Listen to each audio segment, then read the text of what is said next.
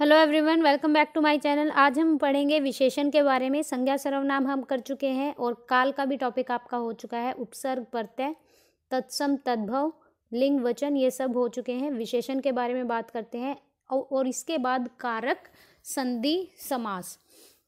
विशेषण पढ़ते हैं तो देखिए, एडजेक्टिव बोला जाता है इसे इंग्लिश में। जिस शब्द से संज्ञा या सर्वनाम की विशेषता प्रकट हो उसे विशेषण कहते हैं।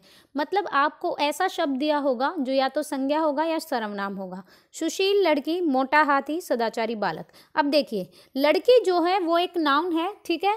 हाथी जो है वो भी एक नाउन है और बालक भी एक नाउन है, संज्ञा है। लेकिन अगर इनसे पहले एक वर्ड दे दिया है आपको, सुशील है वो लड़की, तो इसका मतलब लड़की की गुणों का प्रकट किया गया, गुणों को प्रकट किया गया है। यहाँ पर विशेषता बताई है। हाथी कैसा है? मोटा है। बालक कैसा? सदाचारी है। ऐसे शब्दों को विशेषण कहते हैं। विशेषण के कितने भेद होते हैं? तो 6 भेद होते हैं, ठीक है। गुणवाचक, निश्चयवाचक, अनिश्चयवाचक और संख्यावाचक, परिमाणवाचक और एक और होता है। तो देखिए, विशेषण के भेद होते हैं। नंबर 1, गुणवाचक। ये किसी संज्ञा या सर्वनाम के गुण, दोष, आकार, रंग आदि का ज्ञान कराते हैं। जैसे गुण हो सकता है अच्छा, भला, सुंदर, सुशील, सदाचारी। दोष भी हो सकता है बुरा, कुरूप, दुर्जन, नीच, दुष्ट। आपको कहीं भी अगर सेंटेंस में ऐसा कुछ वर्ड आ जाए तो आप वहां पर तुरंत लगा सकते हैं कि ये गुणवाचक विशेषण है। रंग सफेद, काला, पीला, नीला, हरा, खाकी। काल, काल मतलब पीरियड, नया, मध्यकालीन, ब्रिटिशकालीन, पुराना, प्राचीन या नवीन काल।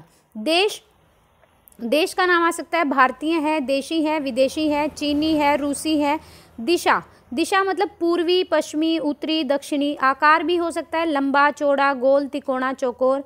दशा को प्रकट कर सकता है कि वो व्यक्ति बीमार है या स्वस्थ है या निरोग है, दुर्बल है, हष्टपुष्ट है।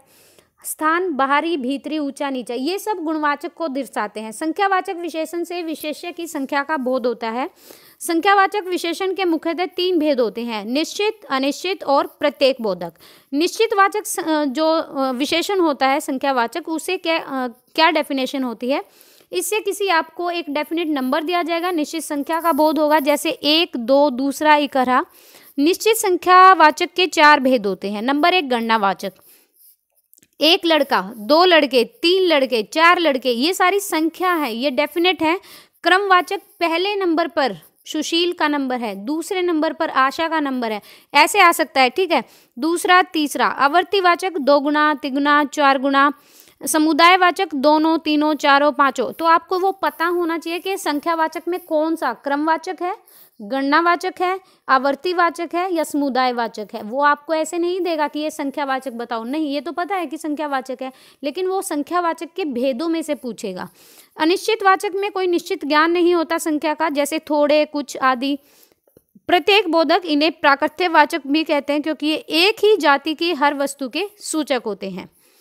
अब देखिए, परिमाणवाचक क्या होता है? परिमाण से आप नापतोल आदि को प्रकट करते हैं, जैसे मुझे 5 आलू दीजिए, मेरी कमीज में 2.5 मीटर कपड़ा लगता है, मुझे जरा सा दूध। ये संख्या नहीं है, ये परिमाण है, क्योंकि इनको मापा जाता है, इनको तोला जाता है। मुझे कुछ बर्फी दीजिए, कुछ आप ले लीजिए। संकेत विशेषण क्या होता है? जो विशेषण अपने विशेष्य की ओर संकेत करे, जैसे यह घर किसका है, दिस, दैट, दीज, दोज, ये सारे संख्यावाचक में आएंगे। ये घर किसके हैं, ये बाग हमारे हैं, या वह बाग हमारा है, ऐसा कुछ है। यहाँ पर संख्यावाचक और परिमाण विशेषणों का अंतर दिया गया और जो बहुत ही इंपॉर्टेंट है, क्योंकि इनमें से मोस्टली क्या होता है कि कई बार कंफ्यूजन रहता है। संख्यावाचक में क्या होगा? मुझे कुछ घोड़े चाहिए, मुझे कुछ घोड़े चाहिए, मुझे कुछ दूध दे दीजिए। अब यहाँ पर कुछ दोनों में ही सिमिलर है, लेकिन घोड़ों को क्या होता है, घोड़े हम काउंट कर सकते हैं, दूध अनकाउंटेबल होता है, ठीक है।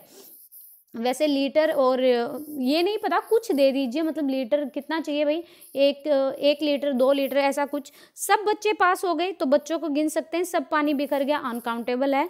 उसके पास बहुत गाय हैं, गायों को हम गिन सकते हैं। गंगा में बहुत पानी है, तो यहाँ पर क्या होगा, मतलब पानी अनकाउंटेबल होता है, ठीक है। बहुत आ गया है, लेकिन ये परिमाण का क्या कराता है, इसे तोल सकते हैं हम, और ये संख्या में है। इनको तोला जाता है, परिमाण वालों को तोला जाता है, मापा जाता है।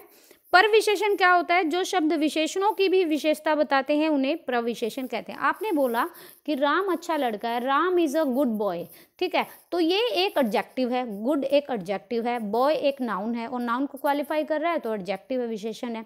लेकिन हमने बोला कि राम एक बहुत अच्छा लड़का है, Ram is a very good boy, तो वेरी जो है वहां पर वो क्या है? वो एक विशेष्य है, क्योंकि वो क्या कर रहा है? विशेषण की भी विशेषता बता रहा है। यह गाय बड़ी बोली है, कमल अति सुंदर फूल है, तो ये सारे क्या है? ये प्रविशेषण है। आप यहाँ से देख लीजिएगा एक बार, जो विशेषण की भी विशेषता बताए उसे प्रविशेषण कहते हैं। अब देखिए प्रत्यय से विशेषण कैसे बनता है। तो प्रत्यय से विशेषण, अगर कोई शब्द है जिसमें आपने इत प्रत्यय लगाया, पुष्प में इत लगाया, पुष्पित हो गया, कुसुमित हो गया, कुसुम में लगाया, सम्मान में लगाया, सम्मानित, अंक में लगाया, अंकित। ई से देहात में ई लगाया तो देहाती, पर्वती, बंगाली, ज्ञानी, ये सारे प्रत्यय है। इला, रसीला, चमकीला, पथरीला, हठीला, शौकीन, सॉरी ईन प्रत्यय है, शौकीन, कुलीन, नमकीन, ये प्रत्यय लगाया तो भारत में ये लगाया भारतीय, स्वर्ग में स्वर्गीय, ईश्वर में ईश्वरीय, यूरोप में यूरोपीय। फिर निय, विश्वास प्लस निय, विश्वसनीय, आदर जमा निय, आदरणीय, विचार जमा निय, विचारणीय, दया जमा निय तो दयनीय। फिर मैं, आनंद जमा में आनंद में, सुख जमा में सुख में, दुख जमा में दुख में, स्वर्ण जमा में स्वर्ण में। शील, विनय जमाशील विनयशील, क्रिया जमाशील क्रियाशील, पंच जमाशील पंचशील, गुण जमाशील गुणशील। शाली, प्रभा जमाशाली प्रभाशाली, भाग्य जमाशाली भाग्यशाली, बल जमाशाली बलशाली, और गौरव जमाशाली गौरवशाली। उपसर्ग से विशेषण आप बना सकते हो। एक चीज ध्यान रखिएगा यहाँ पे, अगर ये न आता है और इसमें विसर्ग लगा है तो ध्यान रखिए ये हमेशा ऐसे शब्दों को बनाएगा जिसके ऊपर र लगा होगा। निर्गुण, निर्दोष, निस्सार, ठीक है, निर्भय। और ये जो नी होता है ये र को नहीं लेता अपने साथ। जैसे देखिए नी प्लस डर, निडर, यहाँ पर कोई र नहीं आया है, ठीक है। निकम्मा, निपुती, निठुला, निठल्ला, ये सारे यहाँ से बनेंगे। और नी उपसर्ग से जो वर्ड बनेंगे वो इस तरह से बनेंगे। निर्गुण हो गया, निर्भय हो गया, निर्दोष हो गया। अगर आपको निर्दोष का संधि विच्छेद दिया है तो नी जमा दोष लिखा मिलेगा वहाँ पे, मैं लिख देती हूँ यहाँ पे। आपको ये वर्ड दिया है और कहा है कि इसका संधि विच्छेद कीजिए, आपको यहाँ पर दिया है नी जमा दोष और एक साइड दिया है नी जमा दोष, तो कौन सा करेक्ट होगा? यहाँ पे करेक्ट होगा ये वाला, विसर्ग वाला। अब देखिए कुछ और भी वर्ड हैं जो कि उपसर्ग से मिलकर बने होते हैं। दू जमा बल, दुर्बल, दुर्जन, जैसे नी था विसर्ग वाला तो र लिया था, ऐसे दू जमा बला, दुबला, दुधारी, दुनाली, दुपट्टा। स जमा जल, सजल, सफल, सजीव, सचेत। बेजमा ईमान, बेईमान, बेजमा होश, बेहोश, बेजमा शुमार, बेशुमार, बेजमाकार, बेकार। ये आप यहाँ से कर लीजिएगा एक बार। हम चलते हैं नीचे, शब्दों से विशेषण कैसे बनाते हैं। अगर आपको शब्द दिया है अंतर और आपको बोला है कि इसका विशेषण बनाइए, अंतर का आंतरिक, अंश का आंशिक, अर्थ का आर्थिक, अनुवाद अनुदित, अनुवाद का अनुवादित नहीं होगा, अनुदित होगा।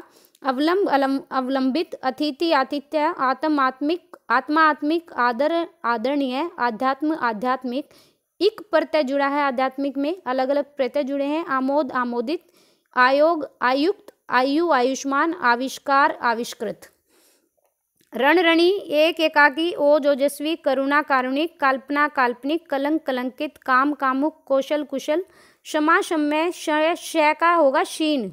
सुधा शुदित, खेल खिलाड़ी, गति गतिमान, जल जलीय, जीना जीवित, झांकी झांकनीय, तरंगित, तपस्या तपस्वी, तपस्या का क्या होगा विशेषण? तपस्वी। तृण तरणित, तर्क तार्किक, त्वरा त्वरित, देह देहिक, दर्व दर्वित, देखना दिखावटी, धूम धूमिल।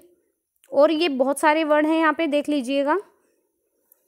इच्छा इच्छुक, इतिहास ऐतिहासिक, ईश्वर ईश्वरीय, ईर्षा ईर्षालु, उपासना उपास्य, उत्साह उत्साही, उत्कंठा उत्कंठित, ऊपर ऊपरी। सुधा शुदित, खेल खिलाड़ी, गति गतिमान, गुण गुणवान। गुण एक शब्द है, संज्ञा है, और गुणवान क्या है? विशेषता है। ग्राम एक संज्ञा है, ग्रामीण एक विशेषण है। घाव घायल, चंचला चंचल, चालू चालू, चाल चालू, चिंता चिंतित, चित्र चित्रित, चिहन चिहित, छवि छबेली, देखना दिखावटी, धूम धूमिल, निमित नैमित्तिक, नियंत्रण नियंत्रित, निसर्ग नैसर्गिक, पक्ष पाक्षिक, पठन पठित, परलोक पारलौकिक, परितोष पारितोषिक, पल्लव पल्लवित, पाणी पाणिनीय, पाठ पाठ्य और पुष्प पुष्पित। आप यहाँ से वर्डों को देख लीजिए ध्यान से, शब्द से विशेषण कैसे बनाते हैं। ये छोटा सा वीडियो था विशेषण के ऊपर। आई होप सो कि वीडियो आपको अच्छा लगे और पसंद आए।